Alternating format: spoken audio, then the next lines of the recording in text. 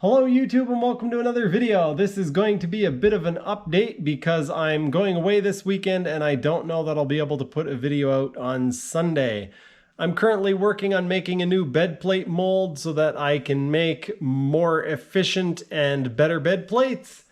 I'm also doing some work to the X2 hull. I have a little bit of footage of that. I test fit the new bed plate on the 1100 engine and test fit that in the hull. And I'm going to answer some of the questions that you guys had about the bed plates that I'm going to be selling.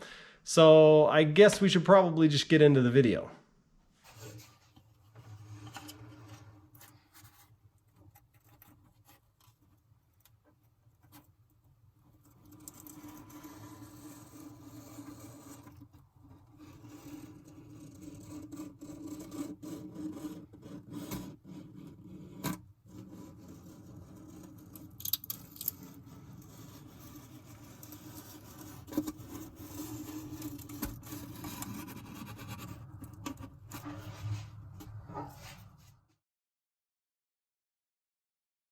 I test fitted the engine and the exhaust and stuff and then realized one of the next things that I need to do is build a gas tank. And I'm not saying that I'm going to build one out of carbon fiber or fiberglass, but the thought has crossed my mind. I might do it out of aluminum, or I might just buy a fuel cell and stick it in there. It depends on price and how much time I have, which is none. So anyway, the next thing that I'm going to do, I decided that before I put a fuel tank in here, I actually need to know how much space that I have. And before I know how much space I have, I need to put these braces in place. So the OEM hull had braces that kind of came through here, except that the battery box was there as well. It had one that came across here, and it had one that went back here. So I've built these pieces, these foam cores out of EVA foam, and I'm going to cover them in epoxy and micro balloons, and then I'm going to cover that in fiberglass cloth. So I'm probably going to use 3 layers of the same chop strand mat that I used to build the floor out of. And I actually purposely left this gap here, and that's because I want this to be solid fiberglass. The rest of it is going to have a foam core, but the motor mounts are here, and that is potentially going to put a lot of extra load on the hull here. So I want that to be distributed out throughout a wider area. So I decided to extend these pieces out solid fiberglass before going to the foam core. And that's what I'm working on right now. I'm going to film a little bit of this, but probably not a whole lot, because I've been doing a lot of fiberglass work lately, and I don't think people really care that much. Out of curiosity, and because I had to lift it out of the hull, I decided to weigh the 1100 engine and see how much this pig weighs. 45 kilos. 99.4-ish pounds. Alright, so I'm going to take the bed plate off and put the actual carbon bed plate on that I made. I'm curious about how much the X2 hull weighs right now. I am going to add some bracing to it, and I still need to do a few repairs, but I'm curious to get kind of a ballpark figure of what the hull weighs, because I think the hull weighs probably about the same amount as the engine.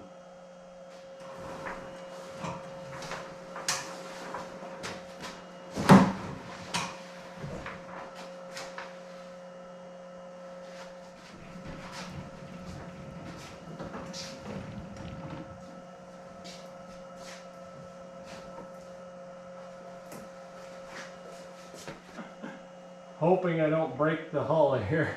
I know you guys are thinking it.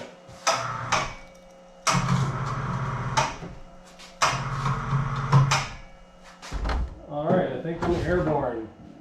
Yes.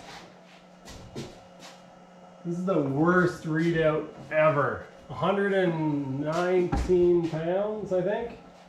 I'll have to climb up the ladder to get a look at it. 114.3.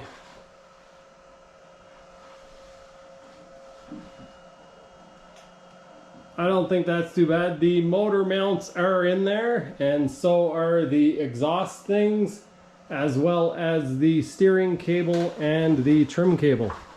Otherwise, it's a completely empty hull. The cable hoist is now put away, and the engine, the 1100 triple, is now sitting pretty in the X2 hull, mounted on top of the carbon fiber bed plate.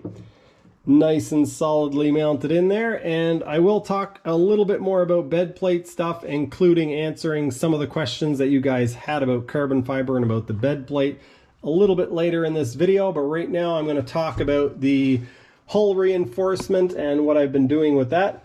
I added a little bit of epoxy and micro balloons to, what do you call it? Put a radius on the foam core so that the fiberglass will sit down nice. And so I've been sanding away at that to give it a nice profile. And yeah, I'm hoping that within the next week or so I will have the bracing all built up, and then I will move on to trying to make a fuel tank. So I was thinking about making an aluminum fuel tank, and I've also been thinking about making a mold for a carbon fiber or fiberglass tank. And so once I get this done, I might move on to doing one of those things. But currently I've been spending most of my time wondering what I should do about this. And I have made up my mind. So this is the old bed plate mold, and as you guys might remember in the last video when I pulled the bed plate out, this had some damage to it. Some of the polyester resin got pulled off of the bed plate mold, which goes to show how well that epoxy really bonds, because there was wax on it and it was a polished and fairly smooth surface. But this polyester resin was quite old, and it cured on a day where the temperature was about 34 degrees Celsius. So that might have had something to do with it. I think it cured quite quickly. And so, yeah, not blaming it necessarily on the polyester, but this time around I am going to be using epoxy, which brings us on to the next part of the story. Because I decided I was going to remake a mold, I figured I might as well make some modifications to it to make it easier to build. And then I started thinking, what about this? Now, Blair, if you're watching this, I will return the bed plate to your ski completely unscathed. But I got thinking about it and wondered if the bed plates I was making would fit the SXR 800. And sure enough, it bolts right up. The bolt pattern is the same and the geometry is the same. So height-wise and alignment-wise, it is exactly the same. The coupler fits in there perfectly. Bolt holes all line up. Thumbs up. So this means that after I make a few of these, I'll be able to sell them to people with SXR 800s. Lucky, lucky you. Even though the bed plate is the same as far as the geometry goes and the bolt hole pattern, it does have a few differences that make it easier to copy, so that's what I'm going to be doing. This is the Kawasaki 650 bed plate, and you can see it has those two separate holes. Those two separate holes make it fairly hard to work with. I'm not going to get into all the detail on that, but the SXR 800 has this one groove down through the center. And so what this is the SXR 800 bed plate with 2 layers of epoxy over it. I've put 1 layer of epoxy with Cabasil, so thickened epoxy, and then the second layer of epoxy has Cabasil and milled fibers to give it a little bit of structural reinforcement. I'm going to add 2 more layers, and as I add layers, I'm going to increase the amount of milled fibers to increase the strength. I'm going to be very careful not to introduce any air pockets, and add enough thickness to this so that I can make repairs if I need to in the future without sanding all the way to the fiberglass. After I get the 4th layer of epoxy on here, I am then going to reinforce this with lots of fiberglass and make sure that I have a really robust, solid mold to work with. I have also changed a few things about the way basically some of the angles and stuff, so that laying the carbon in here will go a little bit more smoothly.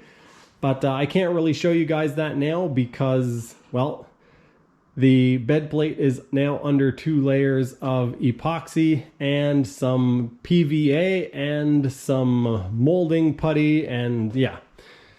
So I told you guys a few videos back that I had ordered a Zeeltronics CDI box. I'm going to try not to walk around too much. I know that it bothers some of you guys. So I had ordered a Zeeltronics CDI box, and I told you guys that, you know, cross my fingers and hope that it works out. Well, of course it didn't work out. I'm not going to mention the name of the company that I tried to purchase it from, but I tried to order a Zeeltronics CDI box and it just didn't work out. So I canceled the order, which reminds me I need to check my credit card and see if they actually refunded me.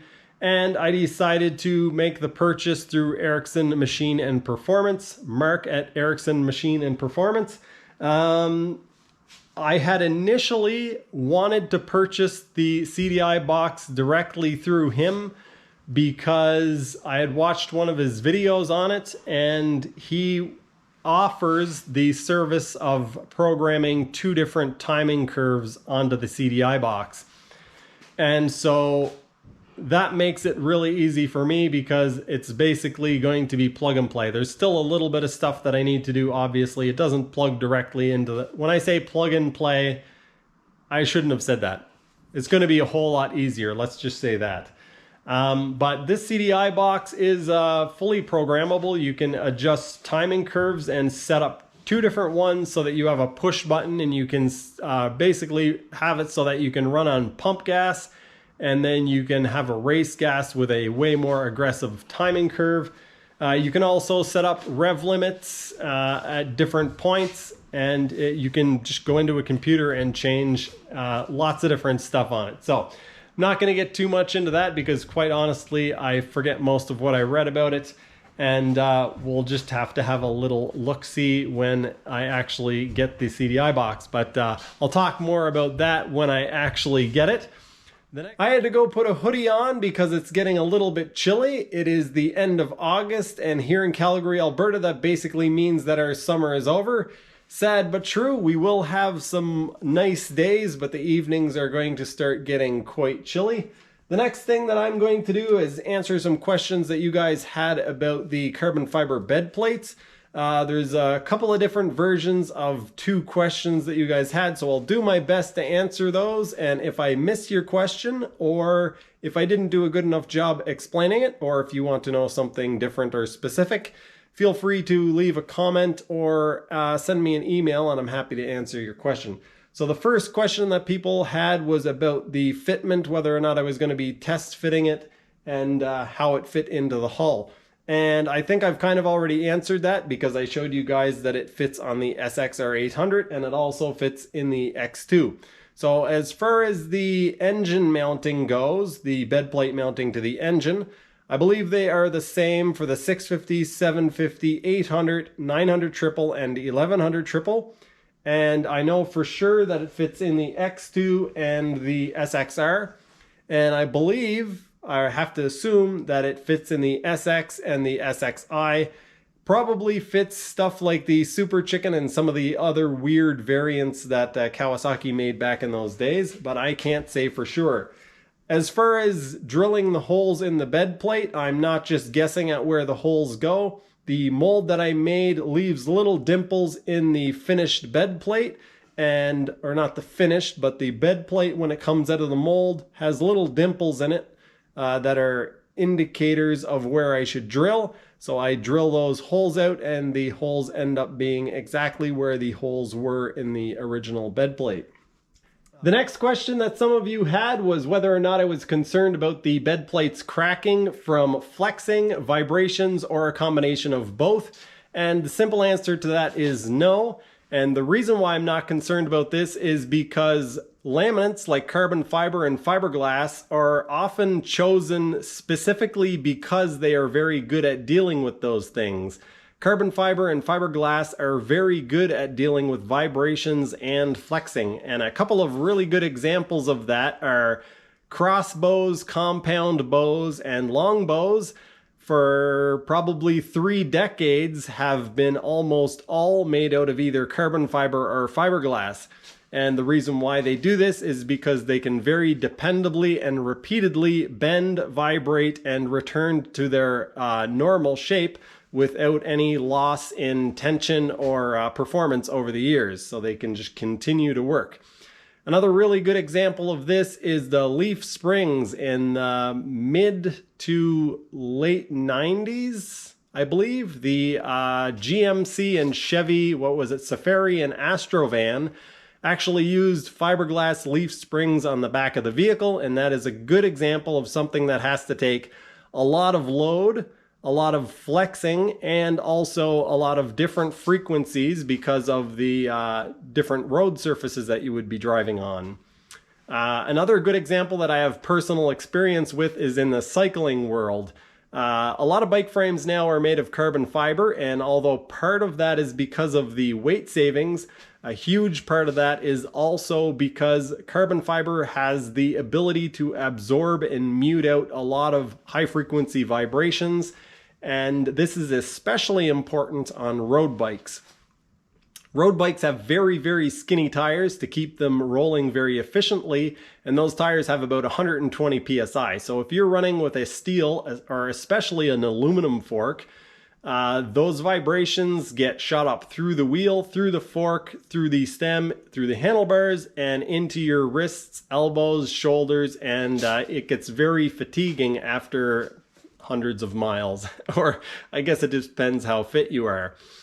Anyway, if you've ever ridden something with carbon fiber handlebars, it makes a huge difference. And if you have ridden a bike that is full carbon fiber, something that has a carbon fiber frame and fork, complete world of difference. And then you can even go full nuts and get stuff now with carbon fiber rims.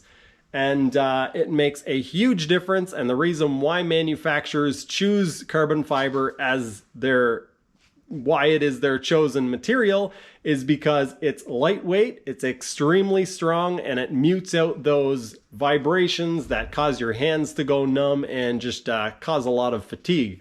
So what I'm actually quite curious about is whether or not these bed plates will make a noticeable difference in muting out some of the engine vibrations. I know that I have nerve damage in my right hand, and after riding the X2 for a while, my right hand will go numb. I mentioned that in a few of my riding videos, but I'm quite curious to see how much difference. And of course, I'm using a triple now instead of a twin, so it's not a fair comparison. But I am very curious to see what kind of a difference it actually makes in muting out the high frequency vibrations. So that's a very long-winded way of saying, no, I'm not concerned about that. I hope that rant made sense to you guys. If you have any questions, feel free to ask me in the comments section or send me an email about the bed plates. Also, I don't know everything there is to know about carbon fiber or fiberglass. So if you guys, I know there's a few of you who work with this stuff, and yeah, feel free to educate me in the comments section or chat with others. That's always welcome. I don't know everything, and sometimes I need to be told. So yeah, there is that. It is currently after 1:30 in the morning. Let's see what time it is. It is 1:39 in the morning, and I have 3 coats of epoxy on this. I'm waiting for it to set up a little bit so that I can put the 4th on. I'm not going to pull an all-nighter and try to get the glass down tonight. I am going to put a 4th coat on. I'm going to head to bed, and then I'm going to get up tomorrow, try to get this video edited, try to, yeah, as I mentioned earlier, I am going camping this weekend, so I will be away. I'm hoping to get this video out for you guys on Friday. So if you're seeing it after that, things didn't go according to plan. I'm hoping that I have internet service this weekend so I can see what's going on with the Jet Ski Brothers. I'm kind of doubting that there will be another V8 jet ski video for a little while. Hopefully Josh decides to do some filming and keep us up to date on that project. But yeah, wishing them all the best. Hope you guys enjoyed this video. Thanks for watching, and I'll see you next time.